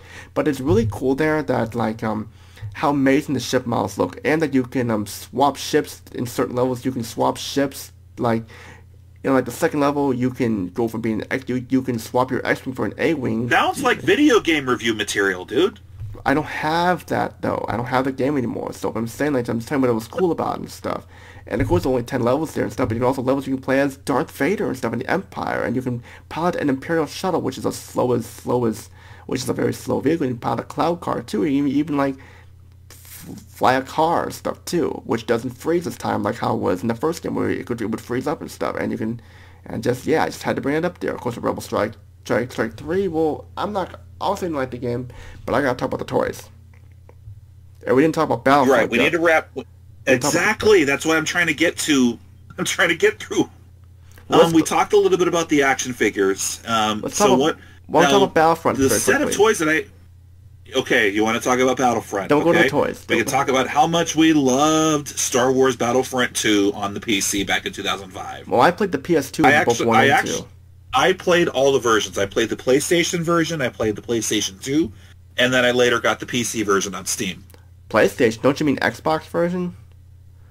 PlayStation 2. You said PlayStation 2 and PC, if you didn't mention Xbox, but like, I played them both, Battlefront 2. But essentially, I played it on a portable version, I played a console version, and I played this PC version. So I actually got a good idea what that game is like. Yeah, because I remember, like, I got the original Battlefront on the same day I got the DVD trilogy, and instead of Battlefront 2 got on the same day Episode 3 came out for DVD and stuff, so I got both those at the same time, and I knew I'd enjoy it. I mean, just like, Battlefront 1 is kind of like, it's kind of obsolete compared to Battlefront 2, but still I do play it, it's like fun memories there. The Battlefront 2 with Rise and Empire, that's the way to go for sure when it comes to Battlefront. But once I realized that, Battlefront 2 just adds what Battlefront 1 already has, then I really had no reason to play Battlefront 1. But Battlefront 2, another amazing experience. No matter which port you play it on, the PlayStation Portable somehow made it work, despite not having that second joystick to move your crosshair around. You could do it, and I had lots of hours on that game. And then going through it, I mean, you don't have as many of the levels. You don't have the campaign mode and the story mode, but you still have Galactic Conquest. Mm-hmm. And then they did add a few modes that were different from PlayStation 2, where you were basically this specialized soldier going on hunts on other worlds. So they basically took the hunt mode from the PC and PlayStation 2 versions and made it into its own mode with its own character, I should say. Yeah, I remember that. There, especially you got to do the space battles too, and you got to play as some. And on the PlayStation Portable, there were only 2 space battles you could choose from. What? So it got very monotonous with the space battles. And once you got the hang of having to fly the ships, you could figure out what you could do. But you either could do a space battle for the Clone Wars, or you can do a space battle for the Galactic Civil War. But you really only had 2 of them to choose from in the instant action. Whereas on PC and on PlayStation 2, you could choose from a bunch of them. And so you had big maps, small maps, medium maps, different planets, all that stuff. Yeah. And it's cool to play as all the ships too and just destroy them. But one complaint about the space battles, you couldn't really see like the Star Destroyer explode or something like that. It just ends there. It would be cool if you saw the ship explode or something like that. Yeah, but that would have gotten repetitive as well. I guess so. If every single battle you win, you see the other ship explode, it would have just been like, oh, okay. Like, can I skip this? I just want to go to the next battle. Yeah, that's true. The instant action was there with where it's at, definitely. And playing as some of the Jedis, like Skywalker and Obi-Wan and Anakin and all that stuff. There would be times, honestly, Tony, when I opted not to play as the Jedi. I prefer just to play as my normal soldier, because I was on such a roll in earning those special guns that if I went as a Jedi, then I wouldn't have those guns anymore. Although I do wish Rise of the Empire they had like you got to play as the rebels and stuff like that too, and there was a story mode to play as the rebels too. It would be nice if they had two stories stuff, but just that you're playing as the Republic as the clone troopers, then the stormtroopers. So you can't really get to play as Luke Skywalker or Han in like in like Right, the you're playing on the 501st Legion, and of course there's a level where you can play as a stormtrooper and as Anakin, and you can actually kill younglings. Yeah. Or okay, they're not younglings, but they're like teenagers. They're like little Jedi guardians, but they're clearly younger Jedi that you can kill off as Anakin. Yeah. Like that's what it used to be like, folks. You could do that shit back in the day. You could go on hunts and kill Ewoks. You could go as Anakin and kill younglings. Oh yeah. And now you could definitely not do that in today's games. No way. Get a lawsuit up your ass for doing that if you made a game like that. Oh man, because it isn't politically correct enough. Yeah. Oh my goodness. But yeah, Battlefront 2 remains a great experience. I still have it on Steam on my laptop. I used to really like to play it on the control, but I actually got used to playing it on just my keyboard. So that's how I prefer to play it now. Yeah. But I can play it in any way. Yeah. It's like, you want to hear something funny? The day I got Battlefront 2015 on the PS4, I hated that game so much. The same day on Christmas Day, I went and played Battlefront 2 2005 instead. Oh, I remember when because I was excited about it. I thought, because I was always thinking, man, well, I can't wait for Battlefront 3. When are they going to come out with it? So then Battlefront EA comes out in 2014, and I just remember watching my nephew play it, and it looked like nothing. It looked like a Call of Duty clone. And then he shows me that there's only 4 maps you can really do. It's like, what the fuck? You're paying all this money for all this shit? Yeah, and not only that, you have to wait for the game to... And then there's no space battles. There's so much stuff that they were missing in that 2014 edition that you could clearly do in in 2005. Yeah. Like, why did 2005 feel like more of an advanced game in 2014? Are you fucking kidding me? I remember your video. I remember seeing your video on that. Oh, yeah. Hey. Yeah, I probably shouldn't have deleted that one. Well, this is kind of an homage to that video, but like I remember like Yeah. But I remember like what I hated was that like you while you waiting for the game to install, you had to like play this game as Darth, where you were Darth Vader in the Echo base, just killing off all the rebels and stuff, which it took out boring. There were times I just said, fuck, I'm not gonna play this whole thing for like about an hour, so I'm just gonna go back and I was gonna turn off and let the game install on its own and stuff. And the voice acting for the heroes was awful. Luke Skywalker sounded like a teenager, and Han Solo sounded like he was on crack, and Leia sounded like she was bored. Darth Vader's voice was too high. Palpatine was okay, and Boba Fett was mad, but still, it's just like, Luke, I'm your father. Yeah, it was like, Luke, I am your father, like that. And he was like, Luke's I'm like, your father, Luke. yeah, and Luke is like, bounty hunters, come around here. Like, he sounds so young. Like, they couldn't get Bob Bergen back to voice Luke. Bob Bergen was the guy who voiced Luke in all the video games for the most part. He was awesome. This new one is not. I didn't even play I didn't even play Battlefront 2 2017 because I already knew I wasn't gonna like it. So I skipped out and got Schoolgirl Zombie Hunter instead. A good choice I made right there. When I heard that Battlefront 2, I mean, yeah, they did a lot of stuff to improve and got a lot of stuff back, but it still didn't necessarily quite give everything back. And then when I realized, oh, you want to play as all these other characters, well, you either got to grind and earn all of this stuff, and then eventually it looked like it was the same pay-to-win systems that you get in Raid Shadow Legends or Injustice 2 on the iPhone. Like, it looked like nothing more than a console mobile premium game. At the time, that's what it looked like. And I heard that they did away with that it actually got better once they realized the community that wanted to play this was not having it. So maybe I'll check out Battlefront 3 if there is a Battlefront 3, and that is even if I get a current console. Or I mean, maybe it might run on my PC okay, but who knows?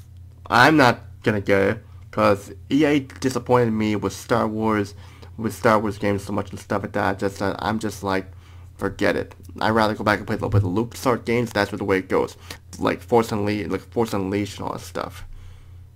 But There you go. Play that. I have, but like it's just I'm not holding my breath because I knew better than to get Star Wars Battlefront 2 in 2017. I knew better, and I'm glad I made the right choice. Well, unfortunately, as it is right now, like, yeah, I would absolutely love to get a PlayStation 4 or a PlayStation 5, but I have never heard of any single games that I should be playing. I know what you mean. Like, there doesn't really seem to be any reason for me to spend all that money to to have a system that doesn't have any games I want to play. I get you. Yeah, I definitely agree.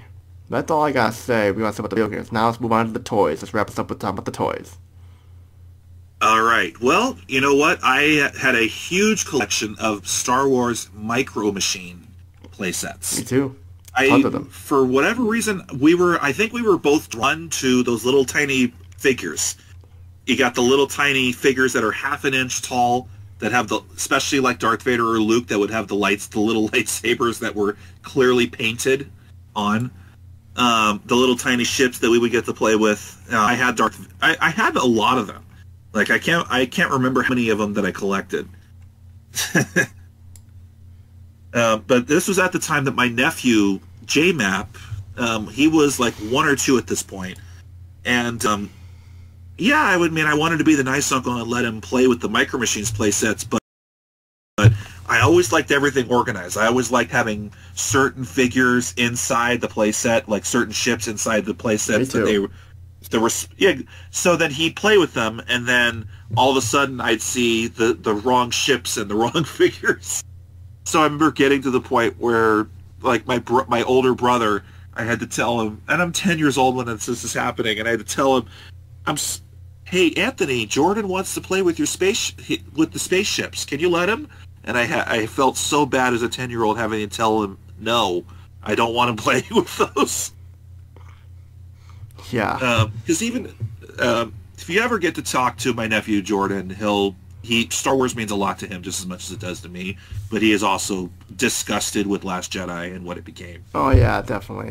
But like I mainly had like a lot of the Kenner action figures, like a lot of Han Solos, and like a lot of like different Luke Skywalkers, R2-D2, C-3PO, and the big ass ships too. Well, go ahead. There you go. Talk about stuff that we already talked about the figures before when we detoured after episode 4. So let's talk about the other stuff that we also had. Well, we got the ships, the big ass ships and stuff like that. Like I have the Y-wing and the A-wing. The Y-wing I had to kind of put together and stuff like that, but the A-wing all I do was put stickers on it. I tried to find a Rebel snowspeeder because it made noise and everything, but when I heard that this otaku place around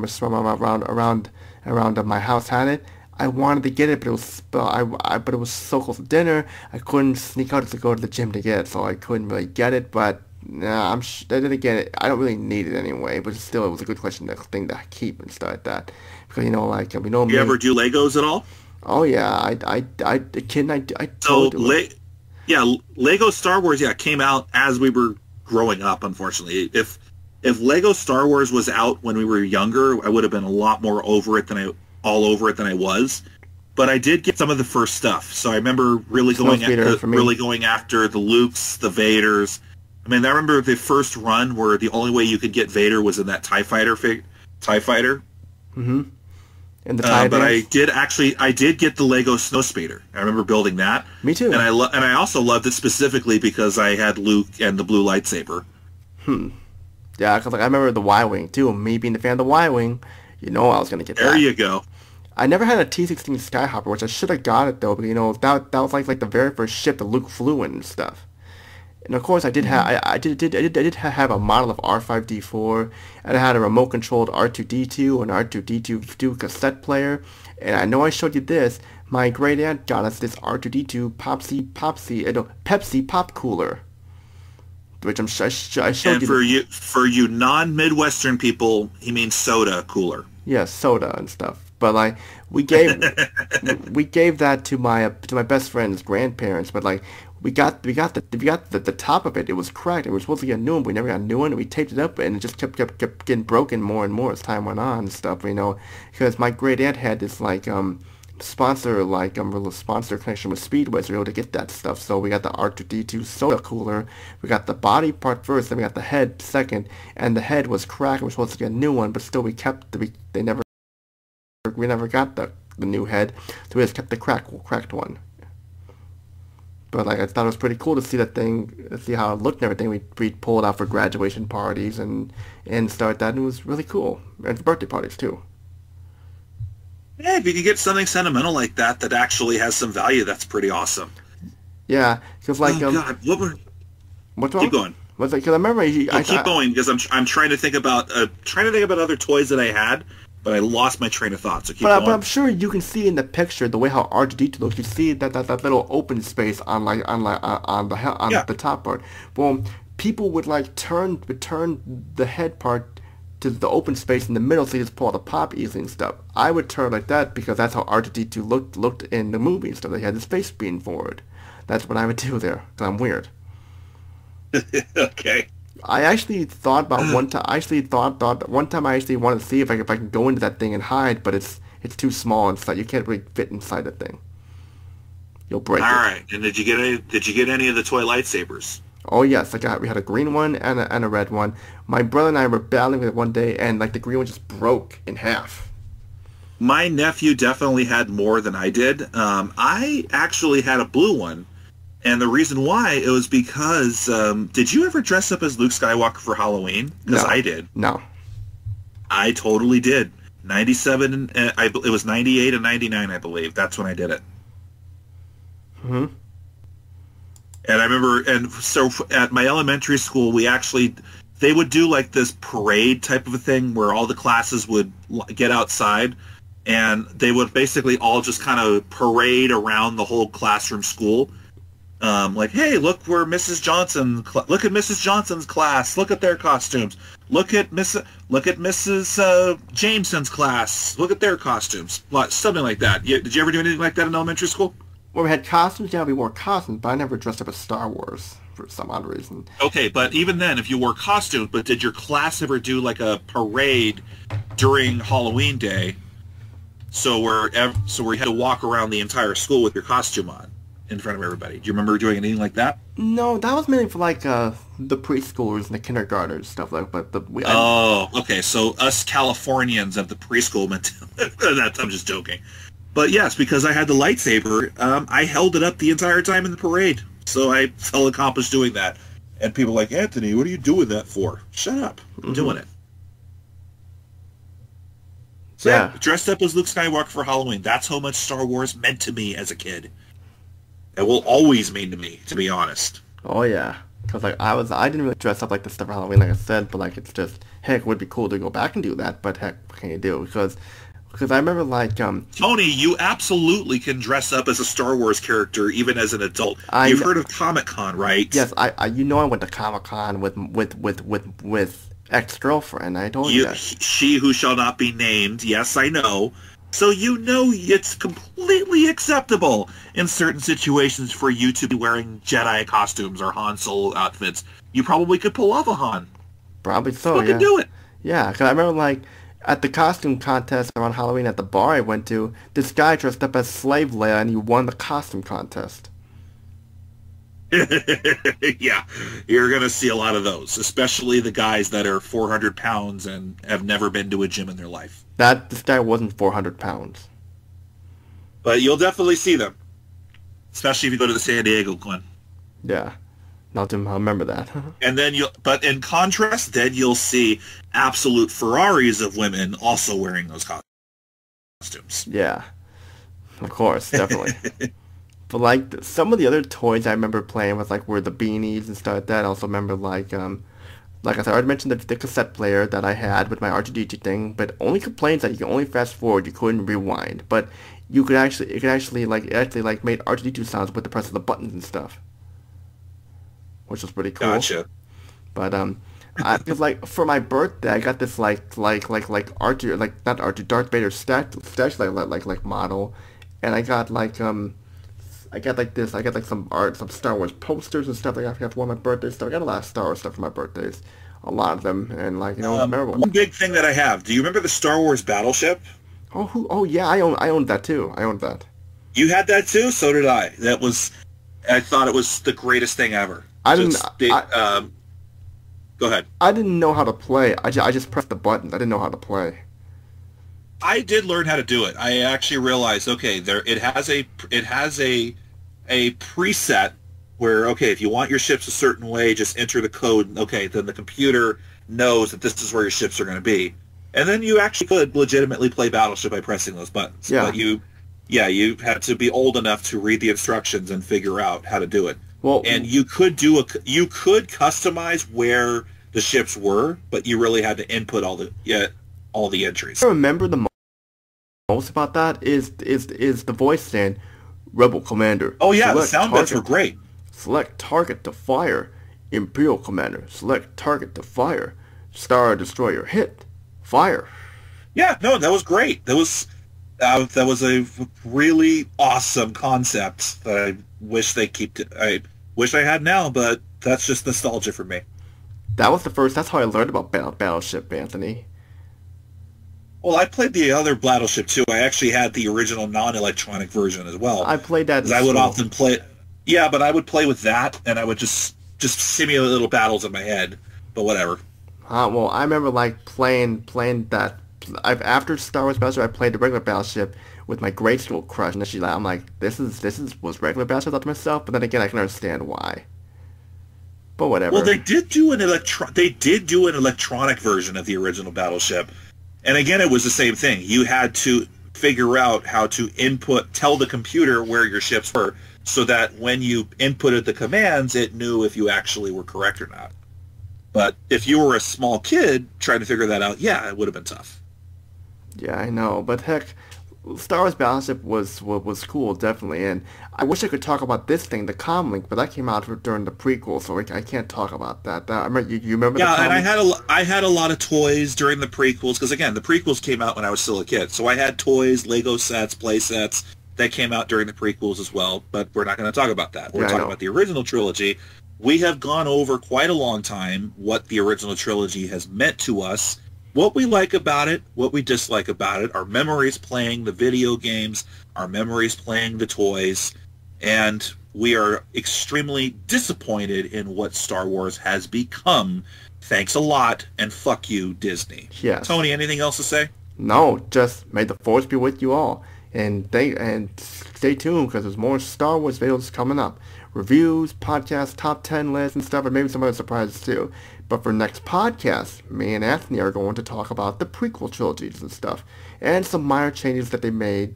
Because there was a change they made to episode 1 that I'm going to mention, which I'm sure Anthony knows, but I'm not going to spoil it. But we'll get over that later. Right now, we're going to wrap this up. I'm sure some of you guys are telling us, hey, I got to go to bed. Or you have to go have dinner or something like that, or so whatever. Every time you're watching this, but yeah, thank you all for joining. Appreciate you. Go ahead. Okay, you can edit this out. Okay, you can edit it and we'll do it. Okay, so I'm gonna say this. All right. Appreciate you spending some time with us. Hope to hear from you guys again. Leave a comment if you agree, you disagree. I would love to hear your own general thoughts.